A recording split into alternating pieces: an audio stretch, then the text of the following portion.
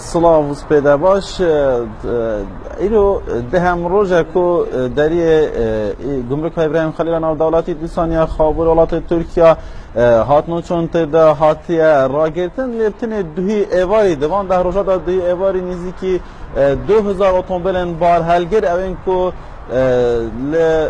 دری خابور ولایت ترکیه دنابرا دری دیسان واجر سلوپیا دا آسیم آبون و همیشه او کلو پلوونی کو بریار بو بهنه دنابر ما کردستان دا دوی ایواری ری به 2000 اتومبیلن بار هلگر هات دانو زدهی اوانجی مریش کو مشتقات نبینو دیسان جی سپیاتی بون حتی هات نوچونا هاولاتیان چه هرما کردستان و چه جنین باکور کردستان دیسان ولایت ترکیه هات نوچون دوان ده روزا در نهاتیه کرن دمای وان ده روزا در بتنه در باسکی نوان 2000 اتومبیلان بونو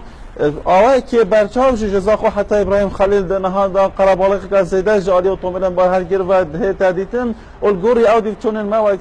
تیم انارتی جی کرن حتی نها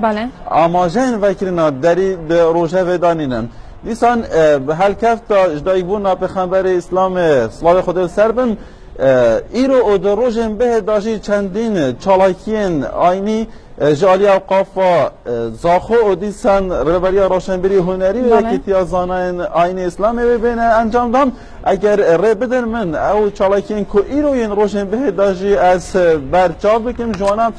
مازنترین چالاکیان شیر رسم آینی ده ایرو داد دمشمیر سی ایواری لمزگفت حجی ابراهیم کو مزگفت کان اسکریا دنا زاخو داد که سنتر قضا زاخو دا و مراسمی که مازن به دارخستن و بریار سرودین آینی تدابین گوتن و دیسان گوتارن تایبت به جیانا ما پیغمبر اسلامی بهن گوتن و دیسان شرناهی بین بلاف کرن هر دو ایرو دوروژن به داجی لگوری او خشته کور بری اوقافا خود دارشتی به وی رنگیه ده ایرو دا لمزگفت شهید امین لناحیه باطیفا دمشمیر ده اسپیده و ری راسمن